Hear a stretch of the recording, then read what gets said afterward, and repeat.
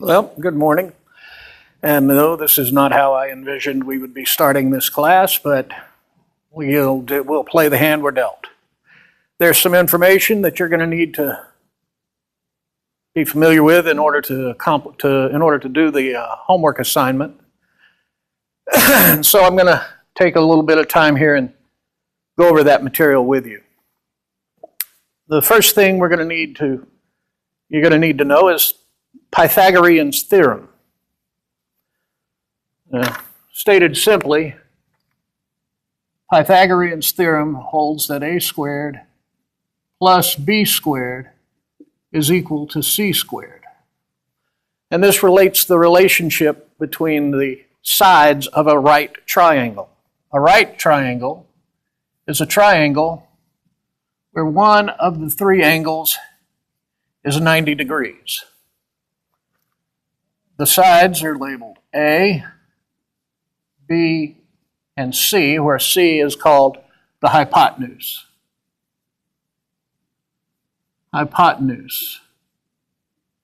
And if I misspelled it, forgive me. Yeah, I did misspell it. Doesn't matter.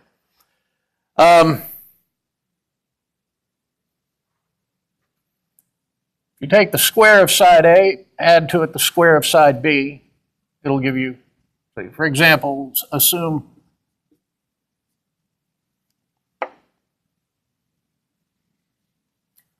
side A is 4 units long, side B is 5 units long. Then how long will the hypotenuse be? How long is side C? Well, we know that A is 4 squared, and we know that B is 5, square it, that gives us 4 squared is 16, and 5 squared is 25. And 16 and 25 gives us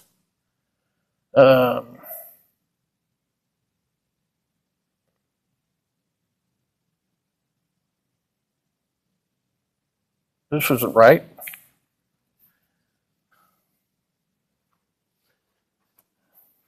Did I mess up the golden triangle? I believe I may have just messed up the golden triangle. I did. It's 3, 4, and 5.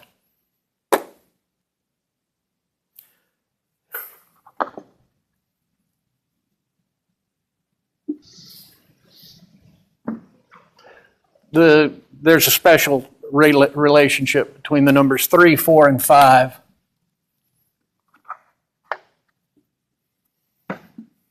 That you'll see in a moment. 3 squared is 9, plus 4 squared is 16, gives us 9 plus 16, which is 25, which is 5 squared, or the square root of 25 equals 5, so C equals 5.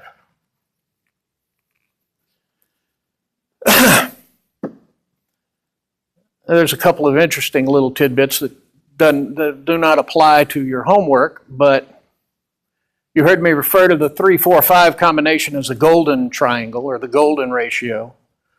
As far as I know, as far as anyone I know of knows, that's the only time it actually works out that way, where you get 3 consecutive integers satisfying the Pythagorean theorem.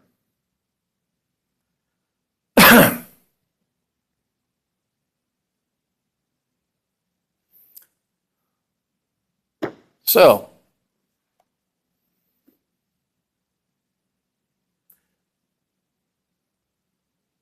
you can use Pythagorean's theorem. Suppose you don't know for sure if this angle is in fact a right triangle. You can, if you know the sides of the triangle. For example, if you know that this side is 3, this side is 4, and this side is 5,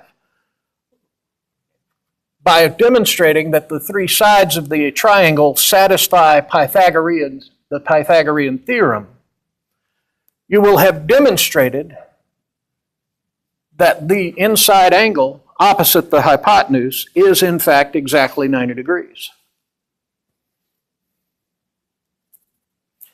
Now here's an example that they use in the book of one way to use the Pythagorean theorem. So let's do that. Let's work through this example, just to give you a little insight as to how this might be used. This one involves the tallest building in the world, the Burj Khalifa in Dubai. And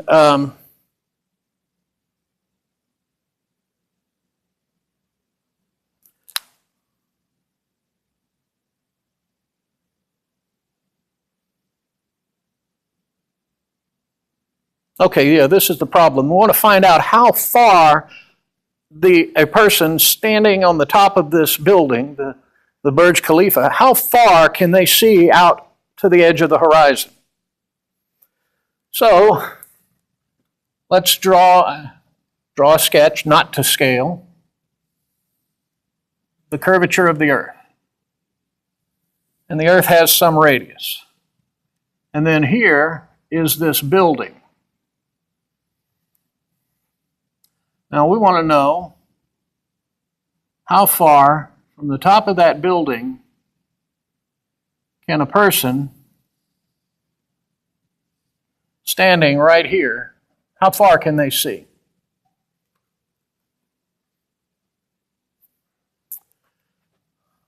Well,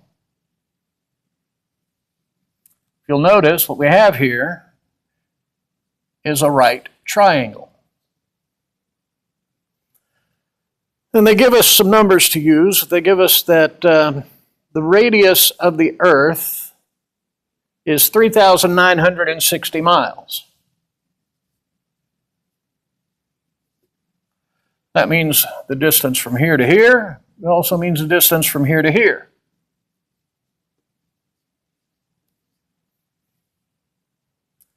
We know this is a right triangle. We know this leg.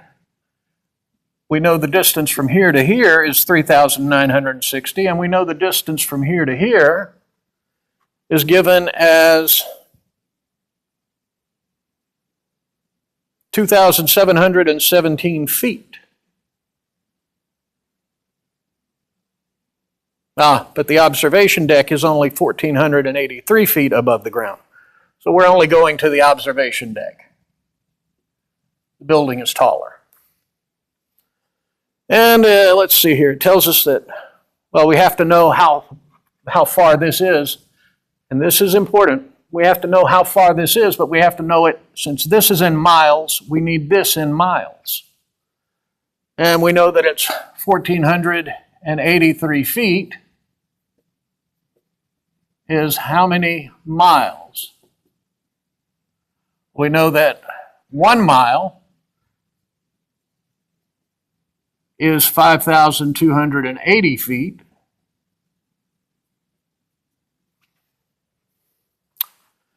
And we can use that as a conversion factor to get 1,483 feet times 1 mile per 5,280 feet. And when we do the division, we end up with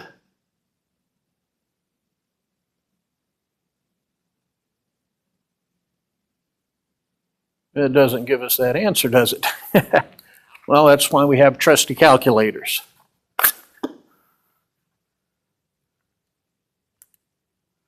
One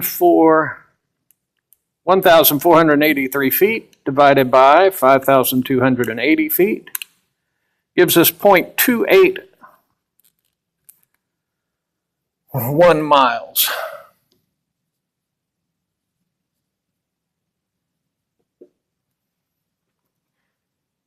So this distance from here to here is 3,960 plus 0.281 miles. So that gives us Using now, we can use Pythagorean's theorem with these two sides to find out this distance. This is the hypotenuse, so we have 3,960.281 miles squared is equal to 3,960 miles squared plus some unknown quantity squared. Solving for x, we subtract 3,960 squared from both sides, and we have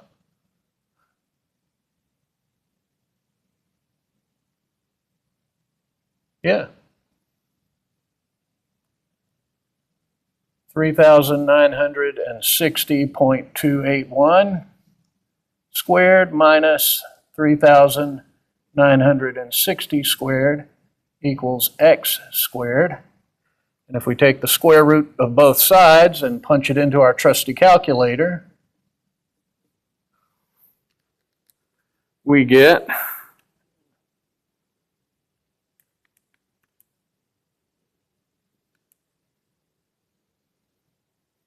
square that, we add, square that, that gives us this.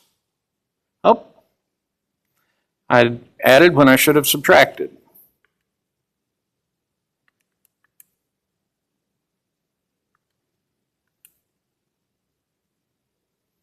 Minus 3,960 squared gives us 2,224 and a half squared. That's right. Or 2,224 point some decimal places. Take the square root of that, and we end up with 47.17.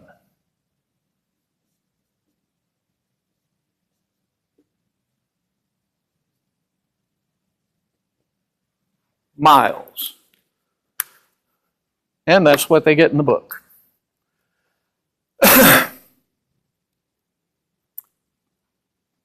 So that's an example of how you might use Pythagorean's theorem. This is a whole lot easier to do when I have a room full of students that I'm talking to instead of a camera. Now, there are a couple of more formulas that you're going to need to know in order to do the homework.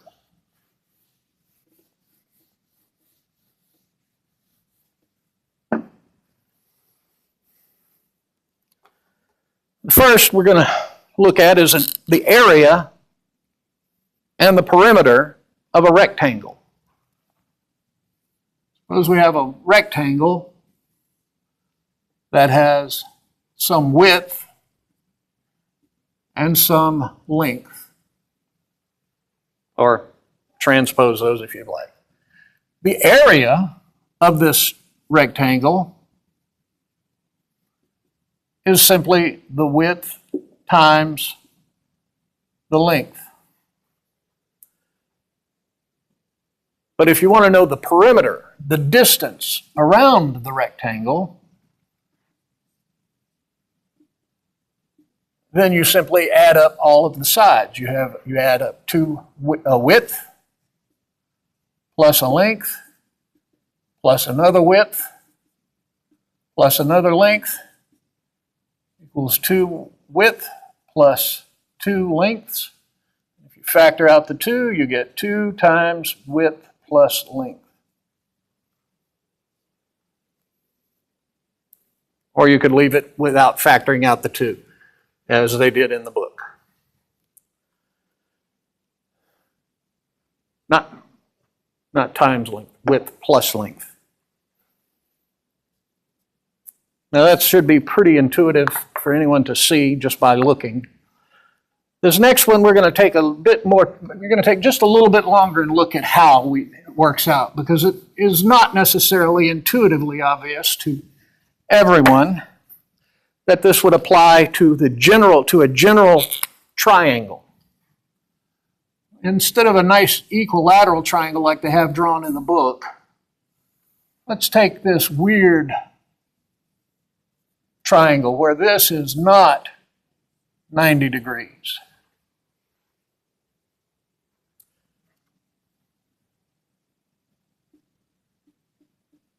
Now, this triangle has some height h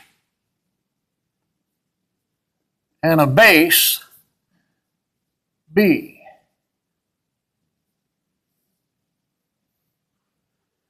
And according to the book, the area of this triangle is simply 1/2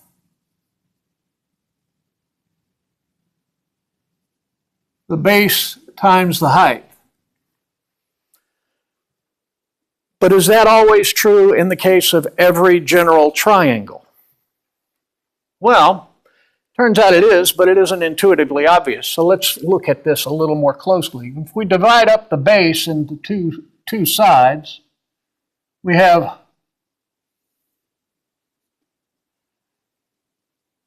A and C. So this side is some distance A, and this side is a distance C, so that B is the sum of the two. Well, now we can make a rectangle here whose area is A times H. And since we're cutting it directly in half, we know the area of this small right triangle is, and that's the area of the rectangle, the area of that triangle portion is going to be 1/2 of A times H. And we can do the same thing over here to find out this area. We'll call this area sub 1 and this area sub 2. So we now know that this area is also A2 is 1/2 C times H. And we now know that the entire area of the whole triangle is the sum of the two areas, which is 1/2 A times H plus 1/2 C times H. And if we factor out the 1/2 and the H, that can be rewritten as 1/2 H times A plus C, which we see here is actually 1/2 H times B. 1/2 the height times the base, and that will always be true of any general triangle.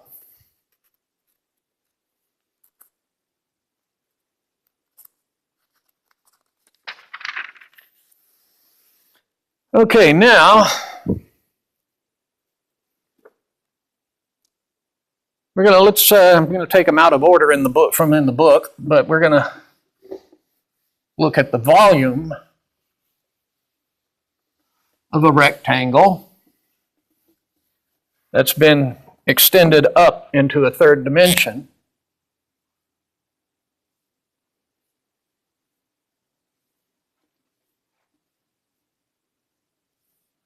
So the volume of this box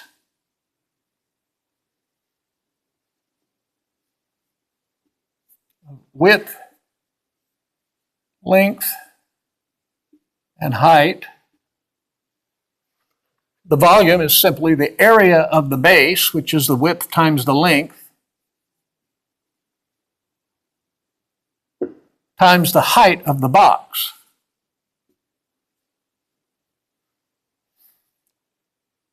But the area of the base, as I said, is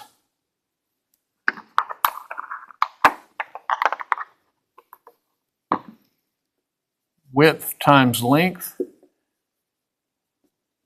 times height. That's volume. That should be fairly intuitive. Now let's look at some round quantities based off of a circle. This would be easier to demonstrate. We could prove this if we were in a calculus class, but since we're not, I'm just going to give you these formulas, and hopefully you'll just trust me and take my word for it that they're accurate. You have a circle of radius r and diameter d.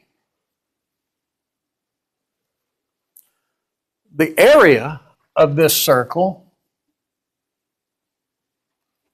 is simply pi times r squared. And pi is an irrational number, but to several digits in the decimal place, it's equal to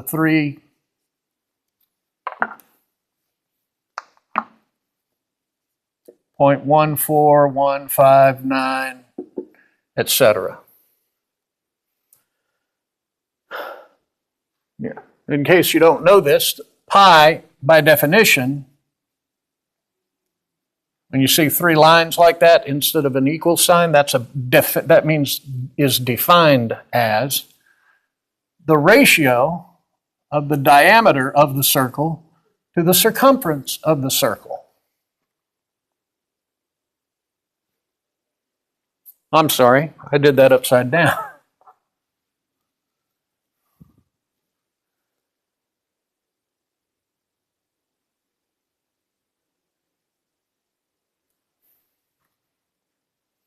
It's the ratio of the circumference of the circle, that's the distance around, times divided by the diameter of the circle. Which means that if you want to know the circumference of the circle, you just multiply the diameter times pi, where the diameter is 2 times the radius. So the circumference can also be written as 2 pi r, and you're going to find 2 pi written a lot as you study math and other sciences.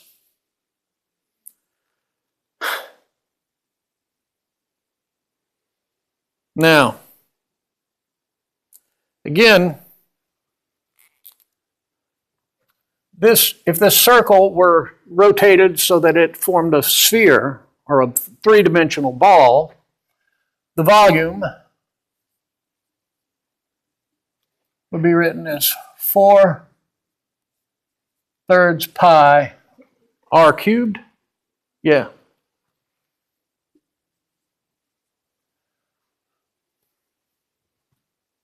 And again, if this were a calculus class, we could do some integration and prove that that's the case. I'm just going to ask you to take my word for it. Let's look at one more definition, one more volume, one more formula you're going to need to know. And that is the volume of a right circular cylinder. If you take that circle and you extend it into a three-dimensional cylinder, which is actually called a right circular cylinder, but I don't know that that's going to matter.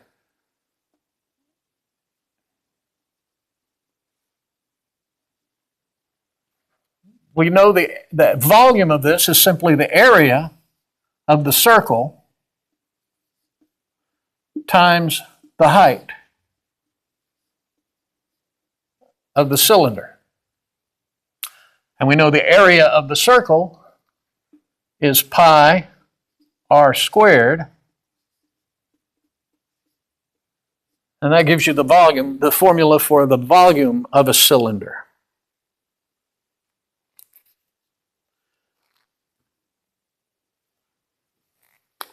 Now,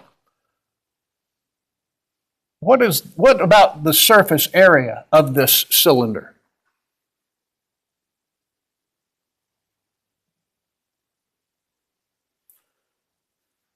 Well, we know the area of this circle we'll call A1. We know this area is A2. Those, and they're the same. They're pi r squared. So A1 plus A2 equals pi r squared plus pi r squared, which is 2 pi r squared.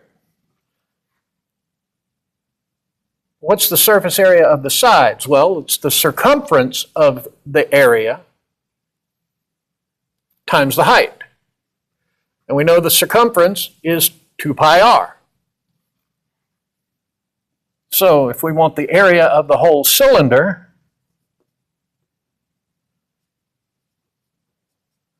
then we need 2 pi r squared, 2 times pi r squared is the surface area of the ends, plus the circumference, which is 2 pi r,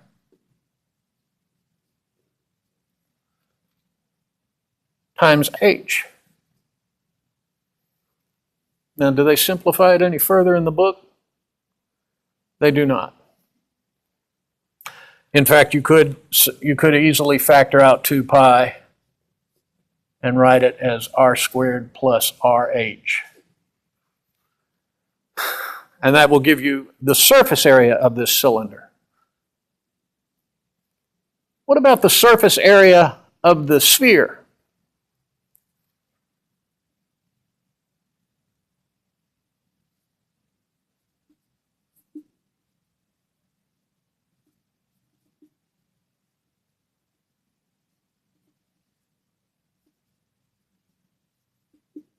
Again, I'm just going to give you the formula. 4 pi r squared. And, because it's not a calculus class, so we're not going to derive it. All of these are in your book, in section A2, beginning on page A14. And if you're having trouble finding it, it's in the back of the book. The A stands for appendix, Appendix A. Now let's work a couple of example problems so you'll be a little more prepared to work the homework assignment.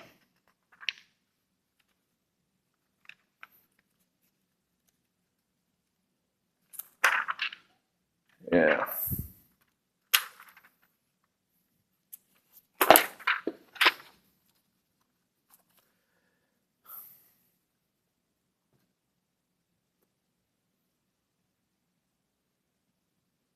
Okay. We're going to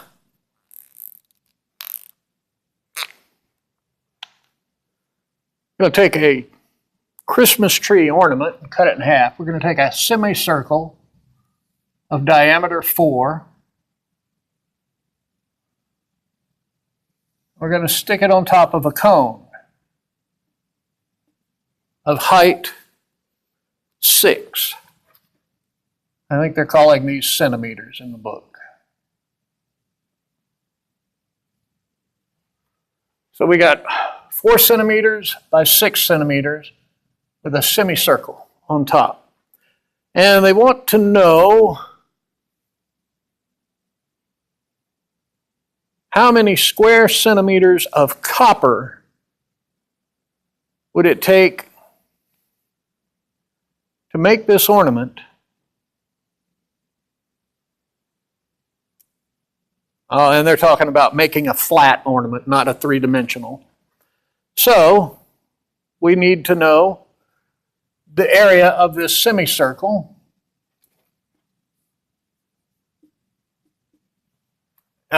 Which we know the area of a circle is pi r squared. And since this is only half of a circle, we know that area is half of pi r squared. And we know that the diameter is 4 centimeters. So that means R is 2 centimeters because the radius is half the diameter. So we have 1/2 pi times 2 squared. That's this area, area sub 1. Now what is area sub 2? The area of this tall triangle. Well, we cut it into 2 right triangles. We know the base is 6 centimeters, and we know the end is 2 centimeters. So we know the length here is, we can calculate that as the length of this side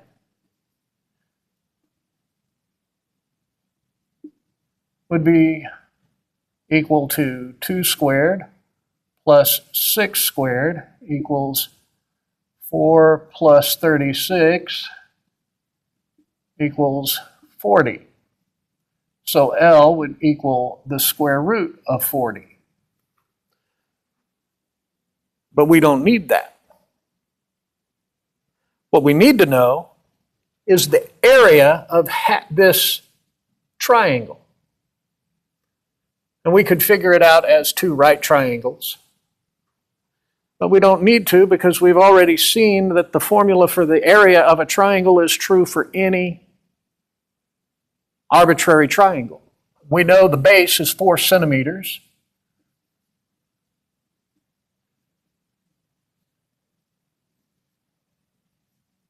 And we know that the area is equal to 1/2 the base times the height. So it's equal to 1/2 4 centimeters times 6 centimeters, or 1/2, 6 times 4 is 24 square centimeters. You notice what happened with the units. 4 centimeters times 6 centimeters is 24 centimeters times centimeters is square centimeters. Same thing would be true up here. When you square the radius, you end up with units of square centimeters. 1/2 of 24 is 12. So we end up with 12 square centimeters. And since I don't do pi in my head very easily, we're going to rely on our trusty calculator. You give us pi times 4 divided by 2, 6.28 and change, plus 12. So we end up with 18.28 square centimeters, a little over.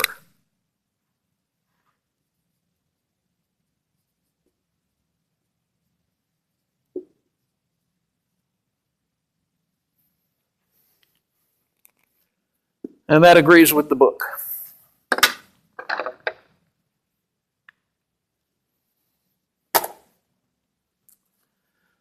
Now,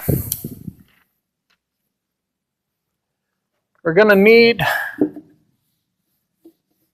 to learn a couple of new words, new terms, to describe triangles. They are congruent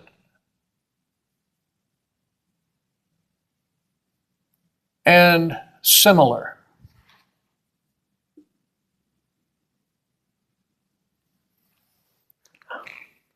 What's the difference? Well, you can read in your book, the 2 definitions are highlighted in yellow. 2 triangles are congruent if each pair of corresponding angles have the same measure and each pair of corresponding sides have the same length.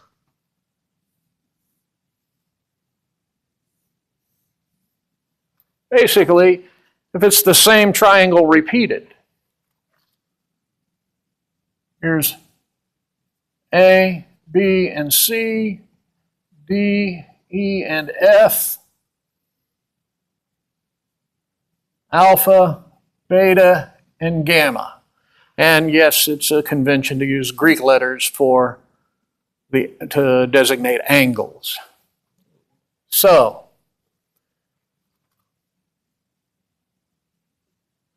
if alpha 2, beta 2, and gamma 2,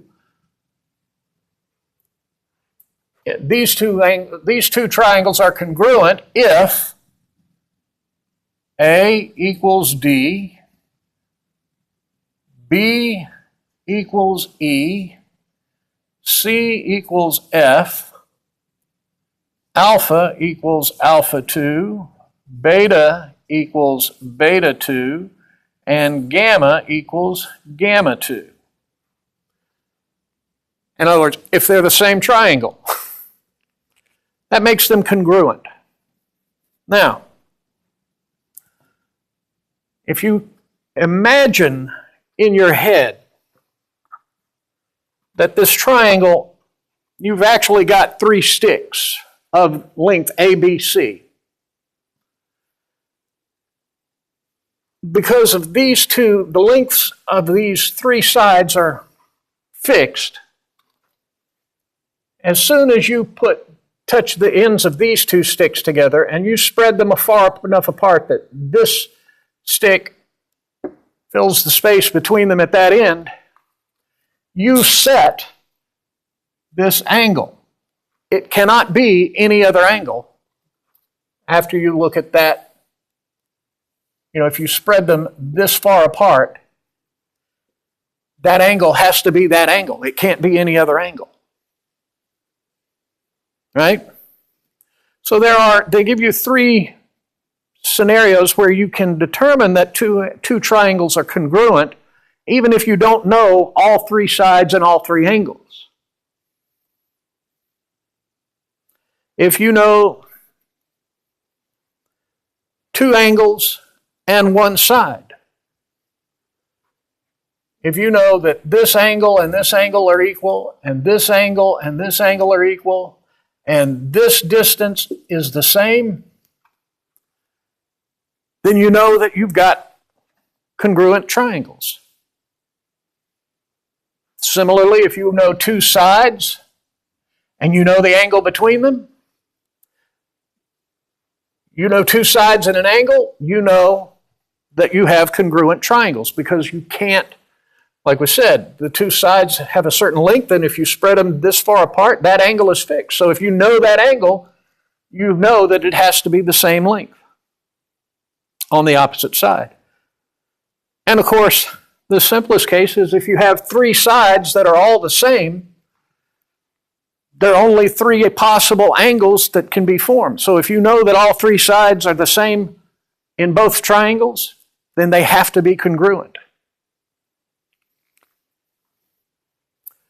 But that, of course, is a congruent triangle. A similar triangle. 2 triangles are similar if the corresponding angles are equal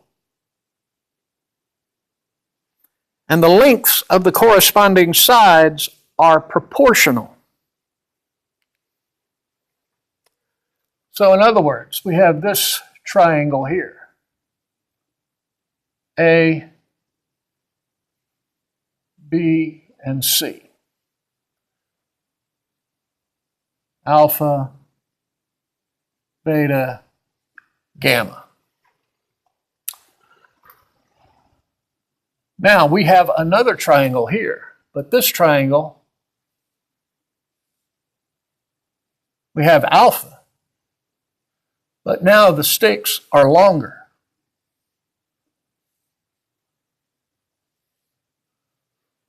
Well, this is no longer a congruent triangle. But now we know that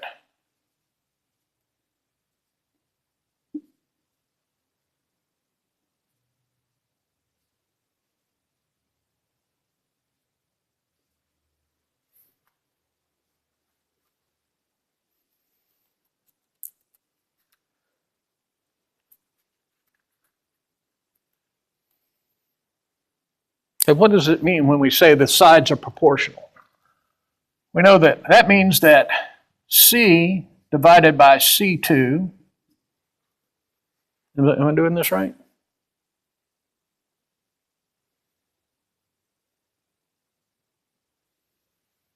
Yeah.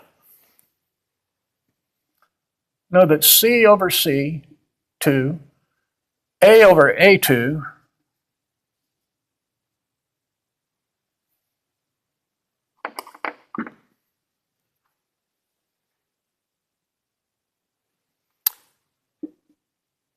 and B over B2, we know that these ratios are all going to be the same. As long as these angles are the same. The ratio of the lengths of the sides will be the same.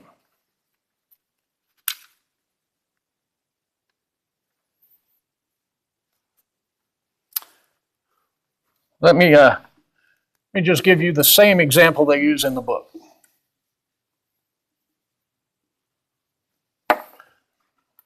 In the book, this is C, and this is 2 times the length of C. Here we have A, here we have 2 times the length of A, and here we have B, so here we have 2 times the length of B. As long as all 3 sides are scaled by the same amount, they're all multiplied by the same number, then these angles are going to stay the same. That's the gist of a similar triangle. As long as all of the sides scale the same, the angles will remain unchanged. Now that means, as you can see here, if we divide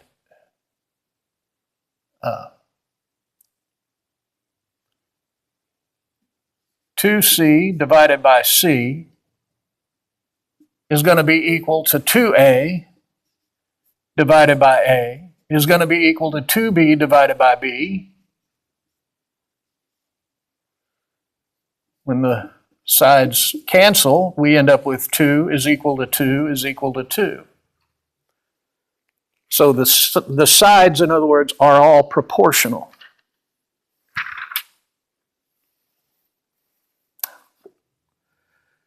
And again,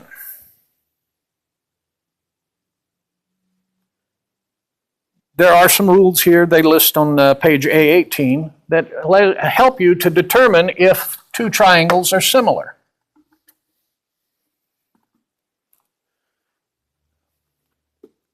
If you know that these angles are equal and that these angles are equal, if you know 2 of the angles are equal, then the third angle has to be equal. Why is that true? Because the sum of the angles in any triangle must always equal 180 degrees. So,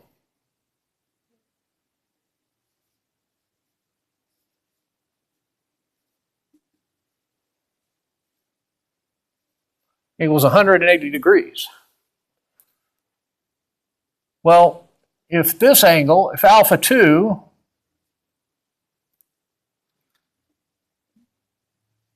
we also know that must equal 180 degrees. Well, if we know alpha 2 is equal to alpha, and we know that beta 2 is equal to beta,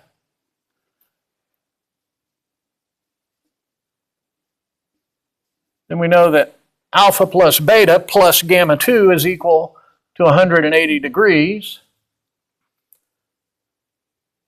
Well, that means if we subtract alpha and beta from both sides of both of these 2 equations,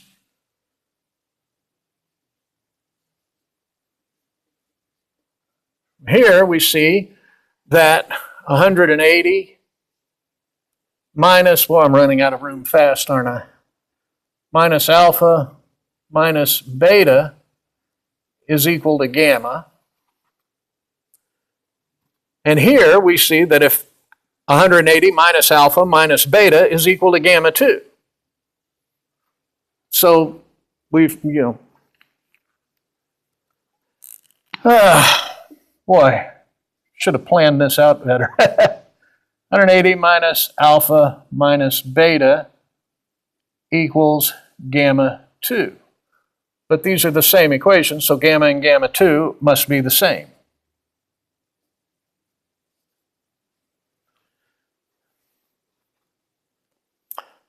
Again, from when we looked at the congruent,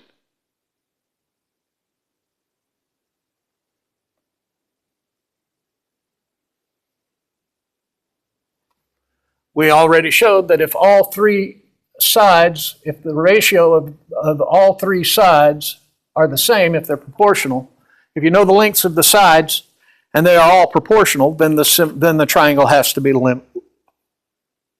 be similar. And similarly, if you know two sides and an angle, you know that the triangles are similar.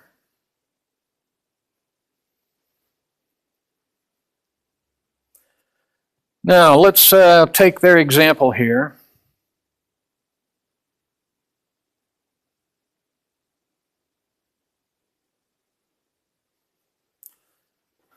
Let's work through their example, because you're going to need to see how to do this when you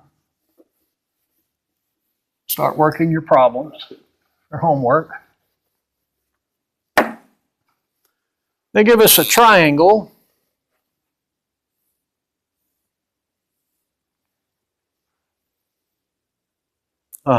And it is a right triangle.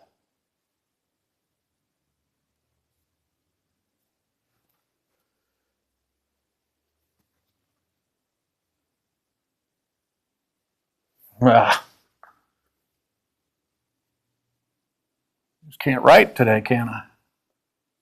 This one is 60 degrees. And what do we now know? Just as a side note, we know that 90 plus 60 is 150, and that the total of the three angles has to be 180. That means this one has to be 30 degrees. And they give us the lengths here of 3 and 6. Now they give us another triangle.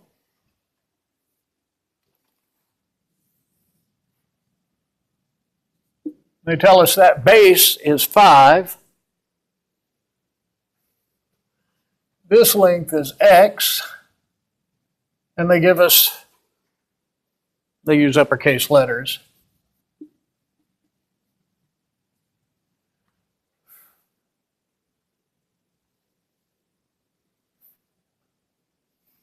And they tell us that the two triangles are in fact similar.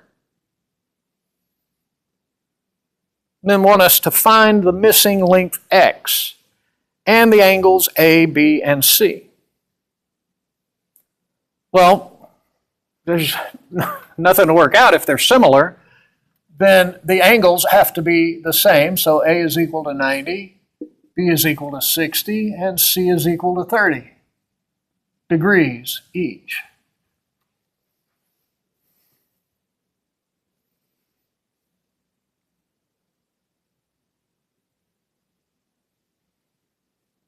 Now, I want to point out to you that if we wanted to do this with the bigger hammer method, we could, because this is a right triangle, we could immediately know that 6 squared is equal to 3 squared plus, well, we'll call this L squared. So we know that 36 equals 9 plus L squared, or that 36 minus 9 is what, 25?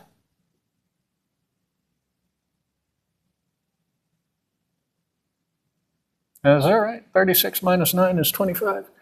Why is this suddenly looking like I'm falling into a... Hold on a moment. I don't always trust my arithmetic. 36 minus 9. It's 27, not 25.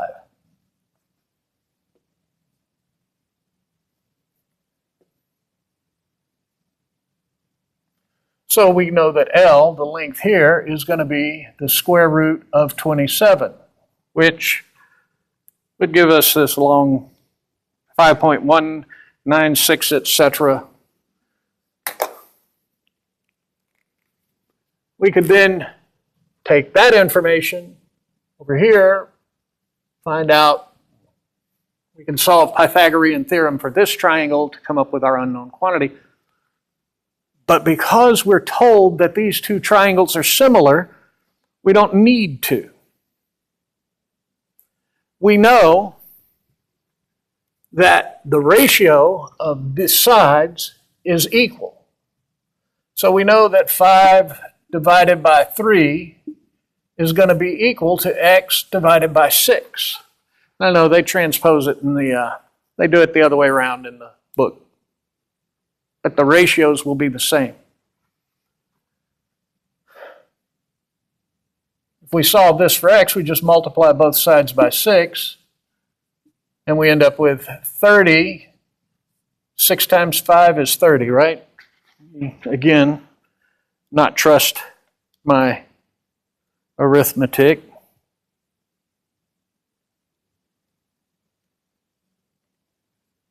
Yeah, see, I told you I was right. We have 30 divided by 3 is equal to x. Well, 30 divided by 3 is 10. That is how you would use the fact that they're similar to greatly reduce the amount of arithmetic you have to do to solve for x on that extra triangle. And that brings us up to the homework set.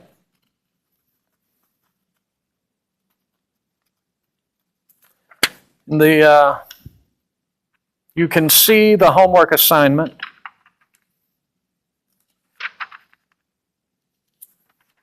on your on Canvas on the online classroom. So good luck.